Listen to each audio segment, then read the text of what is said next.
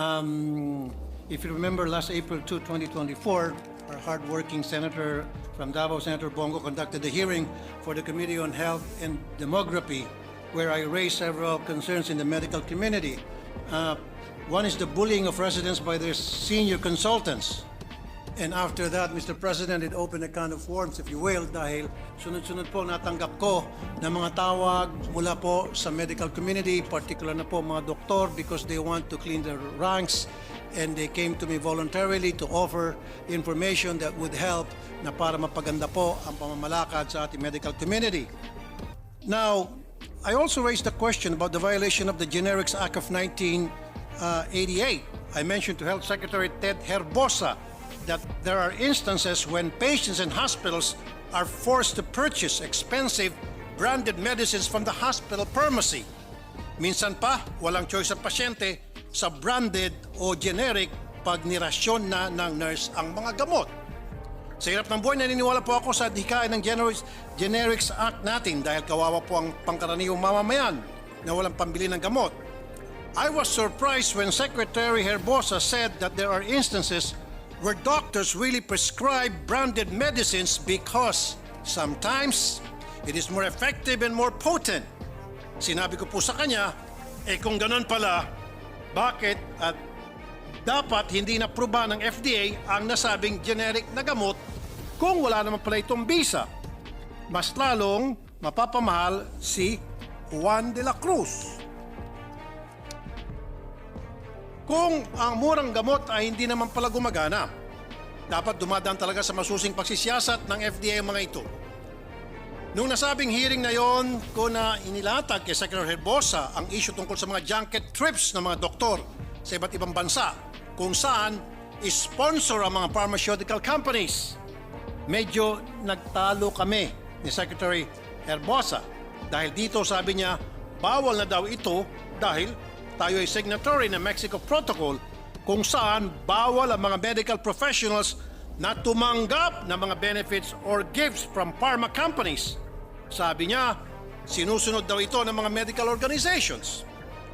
Ang hindi ko po maintindihan, bakit ayaw aminin ni Secretary Herbosa ang rampant na practice na ito? Wala daw po siyang knowledge na rampant ito. Sabi niya, ang junket ay nung araw nangyayari bago na pirmahan ang Mexico Protocol. Pero kung meron daw may mga regulations na pwede namang kasuhan ng mga pharmaceutical companies na lumabag dito, paulit-ulit siya niyang sinasabi na kasuhan ng mga pharma companies. Ang pinagtataka ko po, hindi pa it takes two to tango. Dapat may liability din ang mga doktor. Medyo marami pong hindi natuwa sa akin sa medical community. Gusto ko po linawin, malaki pong respeto ko sa medical practitioners. Sabi po, sila po ang ating mga frontliners and they have proven time and time again na sila ay mga bayani. But this lukewarm reception of my concerns is what bothers me. Bakit parang hindi bothered ang DOH? Talaga bang walang dapat ikabahala? Hindi po. After the hearing, ang daming nag-confirm ng mga sinabi ko. Mga doktor po mismo ang lumapit sa akin after that hearing. Apparently, I opened a can of worms in the medical and pharmaceutical industry. Mr. President, a well-respected doctor approached me regarding a multi-level marketing scheme involving doctors and a certain pharmaceutical company, the Belkens Pharmaceutical Incorporated, in existence for 17 years. Under the scheme, doctors are given gifts, watches, cars, cash, etc. for them to meet their quota. They also earn from doctors in their downline. Under the scheme, ang mga doktor ay pinipilit ang mga gamot sa mga pasyente kahit hindi po kailangan ng pasyente. They even have coaches who monitor and supervise them in pushing the products. The pharma companies are able to track the activities of these doctors and determine who are indeed delivering and performing well. Ibig sabihin, nakamonitor po ang aktibidad ng mga doktor base po sa kanilang mga pagreseta. While it is not illegal per se, on the part of doctors, it is unethical and immoral. Mr. President, our people are barely making ends meet and rarely do they have medical expenses counted on their monthly budget. Kaya po, pag may nagkakasakit, bawat sentimo ay mahalaga. This MLM scheme is troubling for the medical community for several reasons. Una, malamang hindi nag-iisa itong kumpanyang ito. Ang balita ko, dahil dito lang sa Manila, sila nagko-concentrate, ngayon lumawak na sa probinsya. Dati sa mga cardio department lang, cardio department. Ngayon, mas maraming department na ang gumagaya. Pangalawa, kawawa naman ang mga may sakit dahil siya ay napipilitang bumili ng mga gamot na hindi naman pala nila kailangan.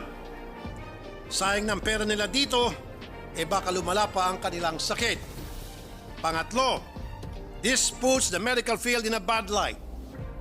Patients are going to second-guess the prescription of their doctors. Sa medical field, there is premium on trust because it is specialized field na hindi naman naintindihan ng pangkaraniwang tao.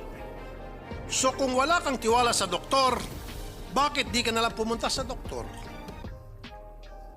O i-google na lang ng mga tawang sakit nila, and that is very dangerous. We have to review the Generics Act of 1988 and the Universally Accessible, Cheaper and Quality Medicines Act of 2008. Kasi nga po, si Secretary Herbosa mismo nagsabi na may mga gamot na hindi clinically effective. Sinabi po yan mismo ni Secretary Herbosa, galing mismo yan sa kanyang bibig, na meron daw po mga branded na gamot, na meron daw po mga generics na gamot na hindi raw po effective. Kaya hindi raw niya po yan piniprescribe nung siya po ay nagpa-practice pa bilang isang doktor.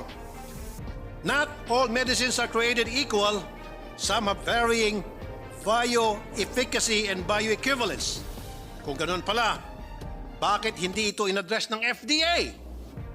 Why do we approve generic medicines and tell people that it is the same as branded ones kung hindi naman pala ito epektibo? I still believe in generic medicines, pero dapat it should really be equivalent to branded ones insofar it is clinically effective. The FDA is to be at the forefront of this concern. What tests are they doing to check on the potency of these medicines? Paano nakapasok sa merkado ito mga ineffective na gamot? Malawak ang sakop ng mga scheme na ito sa pharma industry. Kasamang FDA, mga opisyal ng ospital na in charge of procurement, mga doktor na nagbibigay ng prescription, at pati sa mga drugstores na minsan sinasabi ay wala ng stocks na mga generic medicine para lamang mabenta ang branded. Or sinasabing wala ng available na mga branded medicines para mabenta lang ang mga generics medicines. Nagkasanga-sanga na po ang problema. Ang tawag po dito ay switching, na kuminsan ay kasabot din daw po, unfortunately, ay mga tao na nagbabantay sa butika. Isa pang lumapit sa akin after the hearing sa committee ay ang sumbong ng isang doktor sa Bulacan. Ang concern niya naman ay practice ng isang doktor na nagkakandak ng multiple pterygium surgeries in a day. Minsan, 38 surgeries sa isang araw. At ang requirement niya sa mga tao ay basta may PhilHealth ID. Libre na ang surgery mo. Siya ay nakakapag-claim ng 30,000 surgery per eye. He recruits patients from different towns and barangays. It has been 2 years since the doctor reported this sa PhilHealth, pero wala pong nangyayari. Ibig sabihin, matagal na pong nireport po sa PhilHealth itong modus ng isang doktor sa Bulacan, pero ang PhilHealth nagbulag-bulagan at nagbingi-bingihan o marahil merong kasabwat ang doktor na ito sa loob ng PhilHealth. Marami pa rin po siyang narinig na ganito mga fraudulent procedures. Ang PhilHealth pilit na pinagkakasya ang naokolekta upang matugunan ang mga pangangailangan ng taong bayan ay iniisahan pa ng mga doktor na ganito. It's about time na may magbantay sa mga ginagawa ng doktor. Opo, Mr. President, nandyan nga yung Professional Regulations Commission sa tulong ng Board of Medical Examinees. Pero mawalang galang na po sa mga taga-PRC. daig nyo pa po ang pagong kapag kayo po'y kumilos dyan. Ang dami ko na po natanggap ng mga sumbong na kapag kayo po ay nagpalabas ng inyong resolusyon sa isang reklamo, that after 5 years, kuminsan after 10 years, kuminsan patay na ang pasyenteng nagreklamo. Bakit napakabagal umaksyon ng PRC sa mga reklamo ng medical malpractice? Sa magkanong kadahilanan? The Board of Medical Examiners have to police their ranks. They have to protect industry from these unscrupulous and greedy doctors who put their financial interests ahead of their duty to providing healthcare to the people. Mr. President, our doctors should be put at a higher standard compared to other professions. According to the Supreme Court, the medical profession directly affects the very lives of the people, unlike other careers which, for this reason, do not require more vigilant regulation. I hope that through the Committee on Health and Demography, we can end these schemes that harm the medical field and our people. I believe there is a need to put stiffer penalties for these unethical and immoral acts. They must be declared illegal. Finally, it will be useless if these laws could not be implemented by a competent disciplinary board. The PRC must go to the bottom of why administrative cases filed against doctors are not resolved. Finally, FDA must review its procedure in regulating the pharma industry to ensure only quality medicines are given to patients. It is the policy of the state to protect public health, and when public interest or circumstances of extreme urgency so require, it shall adopt appropriate measures to promote and ensure access to affordable quality drugs and medicines for all. That ensure that these are not just words, but a reality for our people. Thank you, Mr. President. Salamat po.